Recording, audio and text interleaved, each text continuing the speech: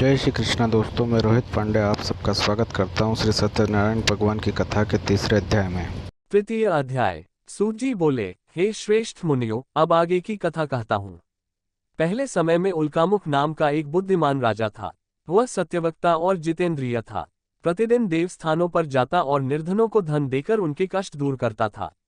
उसकी पत्नी कमल के समान मुख वाली तथा सती साध्वी थी। भद्रशिला नदी के तट पर उन दोनों ने श्री सत्यनारायण भगवान का व्रत किया। उसी समय साधु नाम का एक वैश्य आया। उसके पास व्यापार करने के लिए बहुत सा धन भी था। राजा को व्रत करते देखकर वह विनय के साथ पूछने लगा, हे राजन, भक्तिभाव से पूर्ण होकर आप ये क्या कर रहे हैं? मैं सुनने की इच्छा रखता हूं, तो आप मुझे बताएं। राजा बोला, हे साधु, अपने बंधु बांधवों के साथ पुत्रादि की प्राप्ति के लिए एक महाशक्तिमान श्री सत्यनारायण भगवान का व्रत व पूजन कर रहा हूं। राजा के वचन सुन साधु आदर से बोला, हे राजन, मुझे इस व्रत का सारा विधान कहिए। आपके कथनानुसार मैं भी इस व्रत को करूंगा। मेरी भी संतान नहीं है और इस व्रत को करने से निश्चित रूप से मुझे संतान की प्राप्ति होगी। राजा से व्रत का सारा विधान सुन व्यापार से निवृत्त हो वह अपने घर गया। साधु वैश्य ने अपनी पत्नी को संतान देने वाले इस व्रत का वर्णन कह सुनाया और कहा कि जब मेरी संतान होगी तब मैं इस व्रत को करूंगा। साधु ने इस तरह के वचन अपनी पत्नी लीलावती से कहे। एक दिन लीलावती पति के साथ आनंदित हो सांसारिक धर्म में प्रवृत्त होकर सत्यनारायण भगवान की कृपा से गर्भवती हो गई। 10वें महीने में उसके गर्भ से एक सुंदर कन्या ने जन्म लिया। दिनों दिन वह ऐसे बढ़ने लगी जैसे कि शुक्ल पक्ष का चंद्रमा बढ़ता है। माता पिता ने अपनी कन्या का नाम कलावती रखा। एक दिन लीलावती ने मीठे शब्दों में अपने पति को याद दिलाया कि आपने सत्यनारायण भगवान के जिस व्रत को करने का संकल्प किया था उसे करने का समय आ गया है, आप इस व्रत को करिए। साधु बोला कि हे प्रिय, इस व्रत को मैं उसके विवाह पर करूंगा। इस प्रकार अपनी पत्नी को आश्वासन देकर वह नगर को चला गया। कलावती पिता के घर में रह वृद्धि को प्राप्त हो गई। साधु ने एक बार नगर में अपनी कन्या को सखियों के साथ देखा तो तुरंत ही दूत को बुलाया और कहा कि मेरी कन्या के योग्य वर देख कर आओ।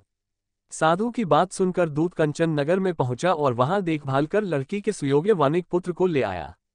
सुयोग्य लड़के को देख साधु ने बंधु बांधवों को बुलाकर अपनी पुत्री का विवाह कर दिया, लेकिन दुर्भाग्य की बात यह कि साधु ने अभी भी श्री सत्यनारायण भगवान का व्रत नहीं किया। इस पर श्री भगवान क्रोधित हो गए और श्राप दिया कि साधु को अत्यधिक दुख मिले। अपने कार्य में कुशल साधु बनिया जमाई को लेकर समुद्र के पास स्थित होकर रत्नासारपुर नगर में गया। वहां जाकर दामाद ससुर दोनों मिलकर चंद्रकेतु राजा के नगर में व्यापार करने लगे। एक दिन भगवान सत्यनारायण की माया से एक चोर राजा का धन चुराकर भाग रहा था। उसने राजा के सिपाहियों को अपना पीछा करते देख चुराया हुआ धन वहां रख दिया जहां साधु अपने जमाई के साथ ठहरा हुआ था।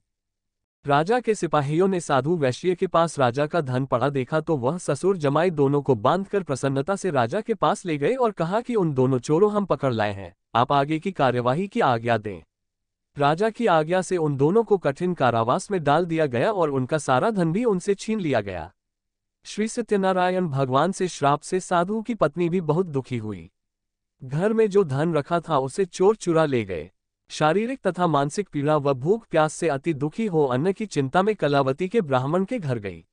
वहां उसने श्री सत्यनारायण भगवान का व्रत होते देखा, फिर कथा भी सुनी। वह प्रसाद ग्रहण कर वह रात को घर वापस आई। माता के कलावती से पूछा कि हे पुत्री, अब तक तुम कहाँ थी? तेरे मन में क्या है? कलावती ने अपनी माता से कहा, हे माता, मैंने एक ब्राह्मण के घर में श्री सत्यनारायण भगवान का व्रत देखा है। कन्या के वचन सुन लीलावती भगवान के पूजन की तैयारी करने लगी। लीलावती ने परिवार व बंधुओं सहित सत्यनारायण भगवान का पूजन किया और उनसे वर मांगा कि मेरे पति तथा जमाई शीघ्र घर आ जाएं। साथ ही यह भी प्रार्थना की कि हम सबका अपराध क्षमा करें।